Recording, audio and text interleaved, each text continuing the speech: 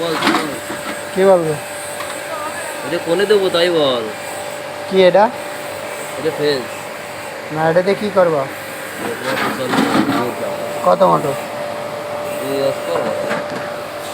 তিন delivery. 203 delivery. তা তুমি বুঝতে চাও না মানে কি? না বুঝাই দিতে হবে। আচ্ছা ঠিক আছে, আসো। কি এটা কি কয় তার বের করে? 220 মোটর না 440 মোটর? 220 440 মোটর। এটা কি?